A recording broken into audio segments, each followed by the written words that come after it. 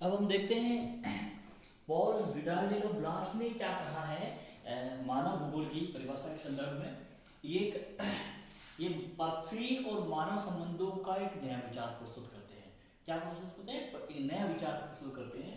इसमें कहते हैं कि पृथ्वी को नियंत्रित करने वाले भौतिक नियमों की पृथ्वी को जो पृथ्वी है हमारी, उस पृथ्वी को नियंत्रित करने वाले भौतिक नियमों, जो हमने भौतिक वातावरण के नियम उस समय जाने थे पूर्ववर्ती कक्षा में, उसमें हमने पढ़ा था कि पृथ्वी को नियंत्रित करने वाले भौतिक नियमों एवं पृथ्वी पर निवासरत विभिन्न जीवों, पृथ्वी पर निवास करने वाले विभिन्न जीवों, पृथ्वी को नियंत्रित करने वाले भौतिक नियमों तथा पृथ्वी पर निवासरत विभिन्न जीवों के मध्य पारस्परिक संबंधों का अधिक संयुक्त ज्ञान, यानी कि ये जो रेसिप्रोकल रिलेशन है between the earth and it's living being, उनके मध्य जो संबंध है उनका,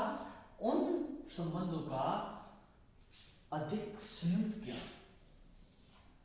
अधिक संयुक्त ज्ञान, अधिक एक संश्लिष्ट ज्ञान वो समाविष्ट होता है। इनके बीच में एक भौतिक नियमों एवं निवासरत विभिन्न वर्गों, विभिन्न जीवों के पारस्परिक संबंधों का अधिक संयुक्त ज्ञान समाविष्ट होता है। यानी कि इसमें पृथ्वी पर निवास करने वाले विभिन्न जीवों का पृथ्वी पर जो काम कर रहे हैं भौतिक नियम, उन नियमों के साथ जो पारस्परिक संबंध होते हैं, किस प्रकार एक दूसरे को प्रभावित करते हैं और किस प्रकार एक दूसरे से प्रभावित होते हैं, उनका अधिक संयुक्त ज्ञान समाविष्ट होता है।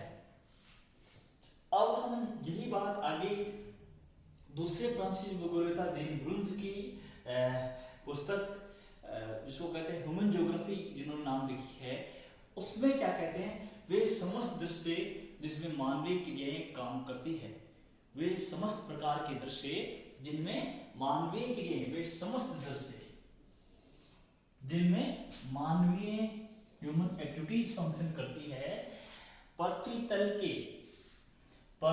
के ये जो पृथ्वी तल है, पृथ्वी तल के विशेष वर्ग के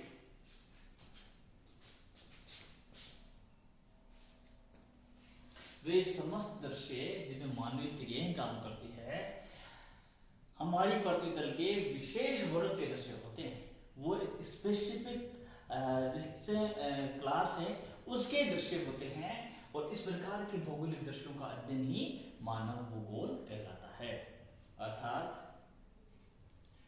कुछ हमारी पृथ्वी के दृश्य हैं, हमारे पृथ्वी की सतह पर कुछ इस तरह के भौतिक दृश्य हैं जिन पर मानवीय क्रियाएं काम करती है, जिन पर मानवीय क्रियाएं काम करती है, और जो वो मानवीय क्रियाएं पृथ्वी तल के विभिन्न दृश्यों के ऊपर काम करती हैं, उनसे एक विशेष प्रकार के दृश्यों का वर्ग निकल कर सामने आता है, और उस विशेष प्रकार के वर्ग के या उस प्रकार के विशेष प्रकार के भौगोलिक दृश्यों के अध्ययन को हम क्या बोलते हैं, मानव भूगोल कहते हैं।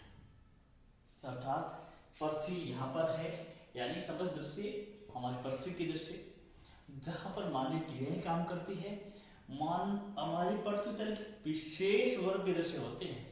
विशेष इसलिए कहा गया क्योंकि मानवीय क्रियाओं का प्राकृतिक दृश्यों पर या प्राकृतिक नियमों पर या प्राकृतिक वातावरण के जो दृश्य हैं उन पर जो एक तरह से अंतरक्रिया होती है उन दोनों के मध्य, जो उन दोनों के मध्य होने वाली अंतरक्रिया से उपजा हुआ एक वर्ग निकलता है दृश्यों का या लैंडस्केप का, एक स्पेसिफिक एक वर्ग निकलकर जो सामने आता है, उस विशेष वर्ग के दृश्यों को या भौगोलिक दृश्यों के अध्ययन को मानव भूगोल कहते हैं।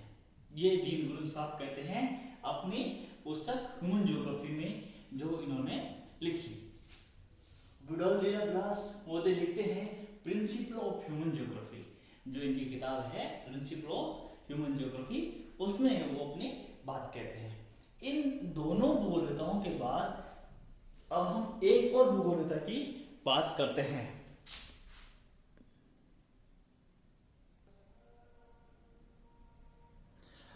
अब जो परिभाषा हम देख रहे हैं वाइट एंड रेनर महोदय की है, और इन्होंने अपनी किताब इकोलॉजिकल स्टडी ऑफ सोसाइटी में लिखा है। क्या लिखा है? क्योंकि इनकी किताब का नाम है इकोलॉजिकल स्टडी ऑफ सोसाइटी। क्योंकि इकोलॉजी से संबंधित बात करते हैं तो बात क्या है? भूगोल मानव पारिस्थितिकी है। ज्योग्राफी क्या है? ह्यूमन इकोलॉजी है। ह्यूमन इकोलॉजी है, इसमें पृथ्वी की पृष्ठभूमि में मानव समाजों का अध्ययन किया जाता है। इसमें पृथ्वी की जो पृष्ठभूमि है, जो पृथ्वी की पृष्ठभूमि है, पृथ्वी की पृष्ठभूमि में किसका अध्ययन किया जाता है? मानवीय समाजों का अध्ययन किया जाता है। और तो ये मानव पारिस्थितिकी का विचार हार्लोन बैरोज ने दिया था, एच बैरोज ने दिया था। और मानव पारिस्थितिकी क्यों मानव भूगोल मानव पारिस्थितिकी है?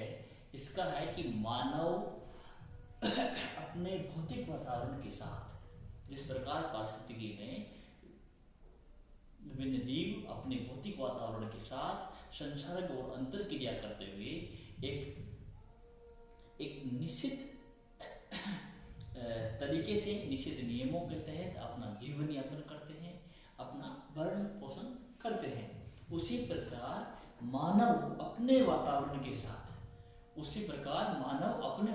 के साथ किस प्रकार बहुत सारी चीजें उनसे लेता है और किस प्रकार अपने जो वातावरण, जो भौतिक वातावरण है उसमें परिवर्तन करता है, और वो परिवर्तन करते हुए और अपनी आवश्यकताओं की पूर्ति करते हुए किस प्रकार एक तरह से इस चक्र या एक तरह से ये संबंधों को निर्वहन करता है। तो जिस प्रकार इकोलॉजी में क्या होता है कि विभिन्न जीव अपने भौतिक वातावरण के साथ क्रिया करते हुए या उनके संबंधों का उनका अध्ययन करते हैं। विभिन्न जीवों और उनके भौतिक वातावरण के बीच किए जाने वाले पारस्परिक संबंधों का अध्ययन करता है। और उस प्रकार मानव पारिस्थितिकी क्या है? मानव और मानव के वातावरण के बीच जिस प्रकार के जो संबंध है, जिस प्रकार की अंतर क्रियाएं, उनका अध्ययन मानव पारिस्थितिकी कहलाती है। ये वाइट एंड रेनर महोदय कहते हैं। और ये पहली बार विचार मानव पारिस्थितिकी का दिया था, ये हार्लोन बैरोज महोदय थे या एच बैरोज महोदय ने दिया था, जो कि फ्रेंच भूगोलवेत्ता थे। अब हम लोग इस चीज को कि यहाँ तक क्या भूगोल को मानव पारिस्थितिकी मानकर रुक जाएंगे? नहीं, क्योंकि भूगोल का विकास क्रम बहुत लंबा रहा है। यूनान के जो तत्कालीन दार्शनिक थे, उन दार्शनिकों ने अपने चिंतन में विषय की एक तरह से परिकल्पना की थी, वहाँ से लेकर के और आज तक जो विषय एक गतिमान स्वरूप में मौजूद है। तो क्योंकि मानव पारिस्थितिकी तक तो मानव भूगोल नहीं सीमित सकता, क्योंकि ये मानव वातावरण के बीच जो होने वाली अंतर क्रिया या एक तरह से कह रहे हैं कि आपसी संबंधों तक ही ये रुक नहीं सकता। इनके अतिरिक्त कुछ और चीज़ें इसमें हम लोग सम्मिलित करते हैं और कुछ अलग तरीके से हम चीज़ों को जानते हैं, तो वो भी हमारे यहाँ पर जरूरी हो जाती है। अब ये इस चीज़ को देखते हुए कि मानव भूगोल जो अतीत काल से हम लोग भूगोल के पढ़ते आ रहे थे, उसमें भौतिक भूगोल की प्रधानता थी। और 18वीं शताब्दी के बाद हम लोगों ने एक मानव भूगोल को भूगोल की विशेष शाखा के रूप में पढ़ना शुरू किया। तब से लेकर आज तक जिस तरह की तब्दीलियाँ आई, जिस तरह की उसको हम पढ़ते जा रहे हैं। अब हम एक भूगोल की एक अच्छी सी परिभाषा हम लोग अपने हिसाब से डिजाइन करें तो वो क्या रहेगी? वो ये रहेगी कि मानव भूगोल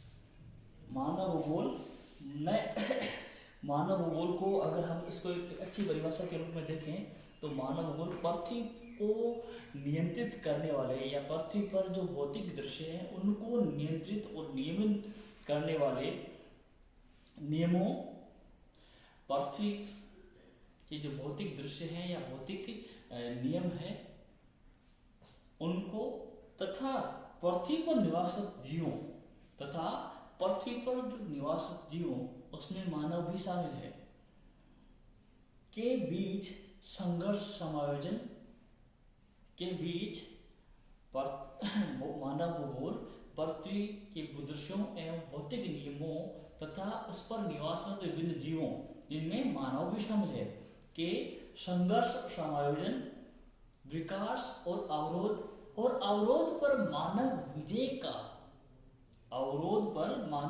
का अध्ययन किया जाता है।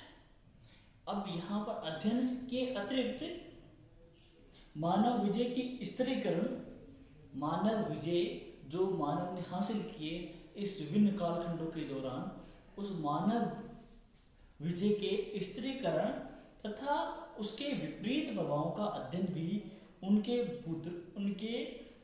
भूदृश्यों के सापेक्ष किया जाता है। तो इसमें क्या क्या चीज़ें निकल कर आती है कि पृथ्वी पर निवासरत विभिन्न जीवों का उनके भौतिक वातावरण के साथ जो अंतर क्रियाएं करते हैं उनके साथ समायोजन तथा संघर्ष विकास, उसके लिए जो आने वाले अवरोध, और इन सब में अवरोध के बावजूद जो मानव विजय इन सब में निकल कर सामने आती है उसके स्थिरीकरण और उसके जो प्रभाव हैं वो उसके निर्मित भूदृश्यों के सापेक्ष किया जाता है। तो अब हम इससे आगे थोड़ा सा अगर बात करें तो भूगोल को हम ये बात करते हैं तो ये विकास क्रम एक स्थानिक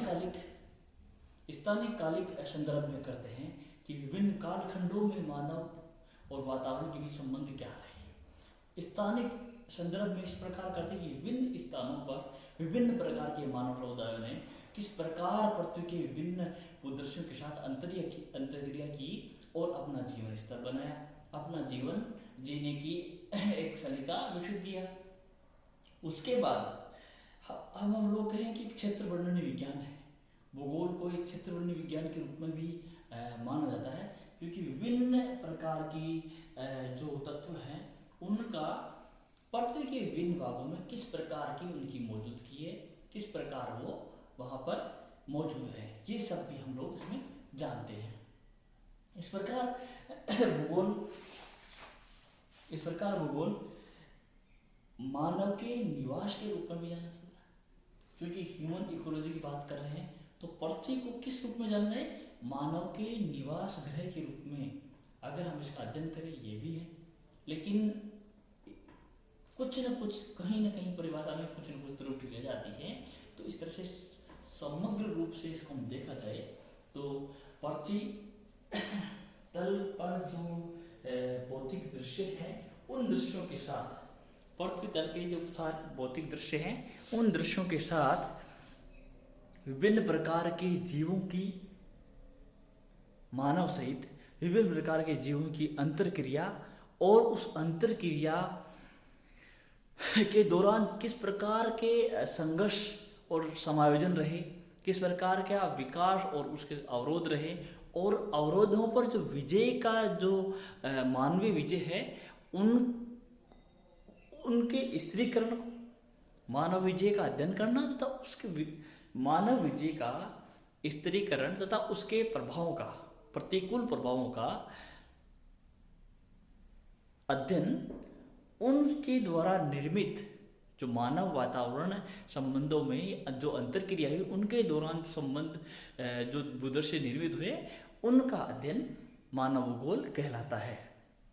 इस प्रकार आज के लिए इतना ही और धन्यवाद आपको।